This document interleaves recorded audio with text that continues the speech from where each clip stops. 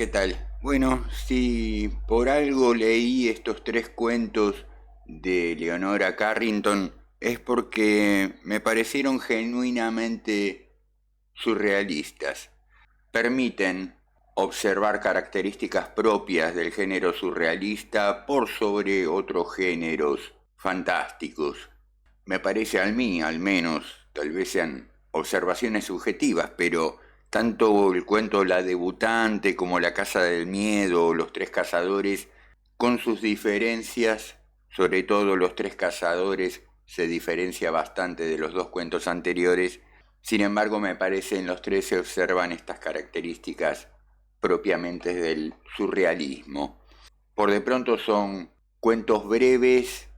A ver, quiero decir con esto, ¿por qué le doy importancia a la brevedad en el caso del surrealismo? El surrealismo siempre remite a lo onírico, a la realidad de los sueños. Estos cuentos parecería ser que lo que se nos está contando es un sueño, ¿no es cierto? Con la fantasía propia o la irracionalidad propia de los sueños. Generalmente terminan en puntos suspensivos, la trama no concluye, como no concluyen los sueños, ¿no es cierto? Si vamos a ser estrictos, si queremos ser exigentes, estas son las características propias del surrealismo.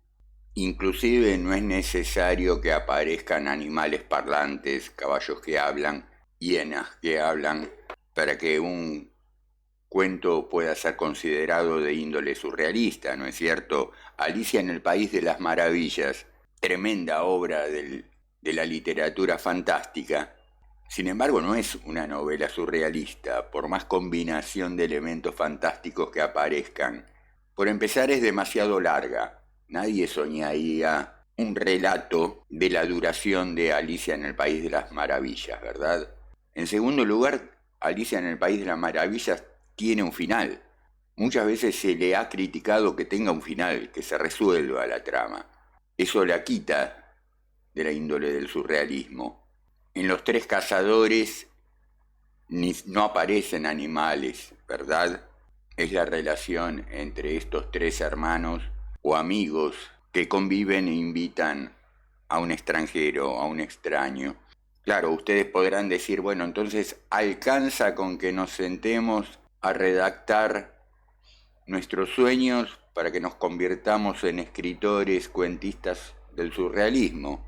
Pues a lo mejor sí, y entonces el mayor menor éxito de un texto surrealista tenga que ver con la calidad literaria del sueño que vayas a soñar, porque vamos, que no todo lo que uno sueña es interesante de contar, me parece a mí, o con la presteza, el estilo interesante que uno pueda tener de escritura, ¿no es cierto?, de discurso para contar algo.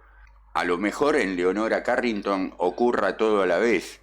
Por momentos parecería ser que la voz narradora nos está contando algo de la índole de un sueño. No podemos asegurar que Leonora Carrington soñaba lo que después iba a escribir, pero si no era así, si se lo inventaba, me parece que tenía muy aguzado el sentido de desarrollo literario que por naturaleza tienen los sueños. El sueño, el sueño onírico, que es algo que experimentamos desde que tenemos uso de razón, por lo menos. No sabemos si al nacer un bebé sueña. Posiblemente sí. Poca gente, entiendo, puede decir que nunca haya soñado, sería difícil. La gente puede soñar más, menos, o por lo menos recordar más, menos que haya soñado, pero no creo que exista la persona que jamás haya tenido un sueño. Y si es así, me parece que hay ahí un problema de equilibrio en la salud, ¿no? Es necesario soñar.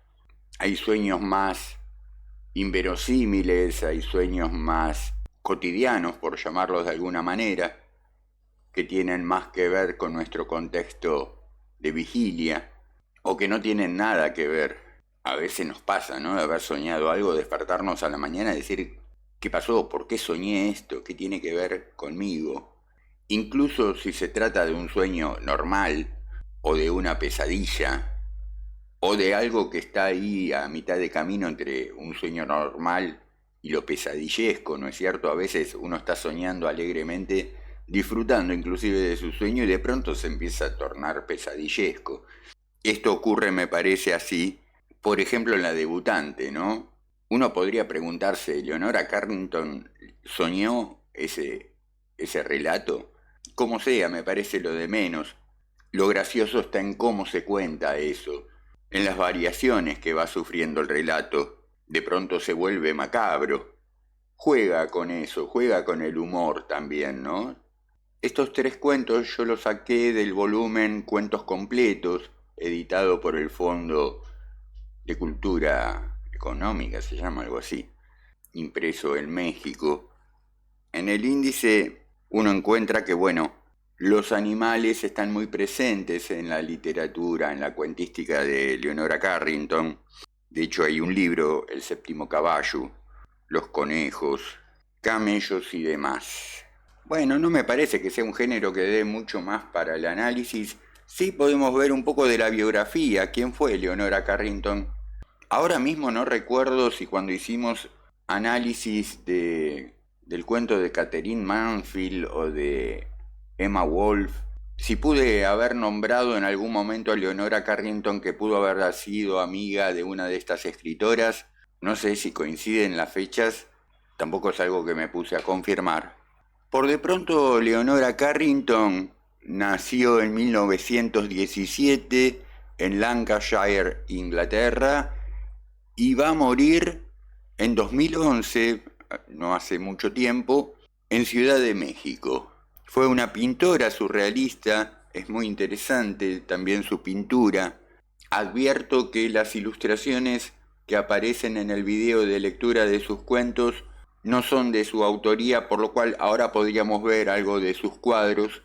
Entonces fue una pintora y escritora surrealista que se nacionalizó mexicana. Proviene de una familia aristocrática inglesa. De pequeña parece que era algo revoltosa, la han echado de instituciones educativas.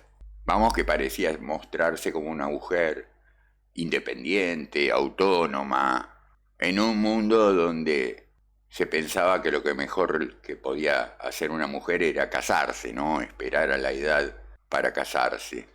Bueno, dice que desde pequeña estuvo emparentada en su imaginación con todo eso que hace a la mitología celta, ¿no es cierto? Figuras tales como los gnomos, duendes, gigantes, fantasmas. Bueno, parece ser que no se llevaba muy bien con su padre por esta conducta revoltosa, por lo que de adolescente la mandan a estudiar a Florencia, Italia. Vaya manera de que un padre se saque de encima a su hija, ¿no? Ojalá de jóvenes rebeldes que hemos sido, nuestro castigo hubiera sido que nos encerraran en Florencia. En Florencia parece ser que, bueno, estudió mucho arte, por lo cual no habría estado resultando. Los padres la mandan a París a estudiar modales y ahí también la expulsan. Parece ser que mayormente ella iba desarrollando, al menos en principio, la actividad, el arte plástico, ¿no es cierto? Y en segundo término, la escritura. Como artista, es muy probable que se reconozca más como pintora antes que como escritora. En 1936 conoce al pintor alemán Max Ernst y ya entra en contacto con el movimiento surrealista junto con Joan Miró, André Breton. Se reúne con Pablo Picasso, con Dalí.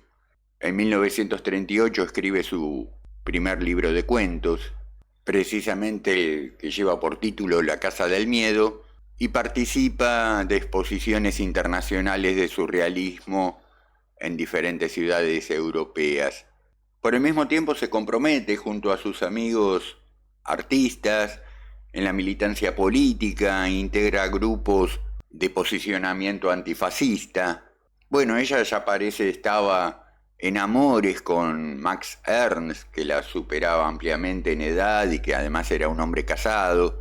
Bueno, la cuestión es que con el ascenso del nazismo, del fascismo en Europa, en determinado momento Max Ernst es puesto preso y entiendo que al mismo tiempo se sucede la invasión nazi a Francia, ella huye junto con un grupo de intelectuales a España. Esto me trae a la memoria que lo propio le pasó a Walter Benjamin también, escapando de Francia a España. También habida cuenta el arribo de las fuerzas nazis a París. Solo la diferencia que Walter Benjamin muere en la frontera, ¿no es cierto? Bueno, de hecho, no muere Leonora Carrington, pero llegada a España sufre un colapso nervioso, psicológico, lo que la conduce a ser internada en el hospital, en un hospital psiquiátrico, en el Hospital Psiquiátrico de Santander. En fin, dice aquí que a partir de este suceso, por ejemplo, André Breton se interesa, se inspira en Leonora Carrington, y esto le lleva a interesarse en la histeria, la locura, las alteraciones mentales. Yo diría, bueno, lo irracional, ¿no es cierto?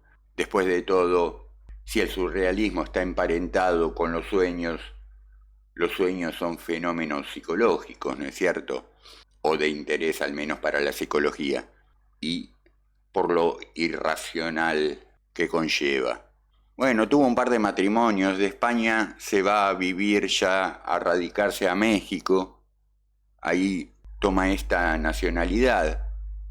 Calculo que para este momento, a medida que avanza el video, yo les he ido mostrando algunos cuadros creados por Leonora Carrington. En México se hace amiga de Remedios Varo, también pintora surrealista, escritora, artista gráfica, también española, también radicada en México. Vamos, que a mí me gusta mucho más la obra de Remedios Varo que la de Carrington. Pongo ahora unas pinturas de Remedios Varo. Si bien este video no trata de ella, este canal no trata de pintura, pero para que tengan así, puedan realizar una breve comparación. En la obra de Remedios Varo, tal vez mucho más que en la de Carrington, se pueden observar elementos, dice aquí, que se mezcla lo científico, lo místico, lo esotérico y lo mágico. Es verdad. También esto ocurre en la pintura, me parece a mí, de Leonora Carrington, al punto de que Leonora Carrington está interesada en el ocultismo, que alcanza a diseñar un mazo de tarot, al menos en lo que tiene que ver a los arcanos mayores, un mazo que hasta el día de hoy se imprime, se publica, se vende, en fin, y que esto hace que en algunos ámbitos pueda ser más conocida como una autora de versión del tarot que por el resto de su obra pictórica, que por el hecho de ser escritora. En fin, como nota de color y al respecto, Alejandro Jodorowsky ha dicho que Leonora Carrington fue su maestra de tarot, lo que la implicaría mucho más a Leonora Carrington entonces en el ámbito del ocultismo.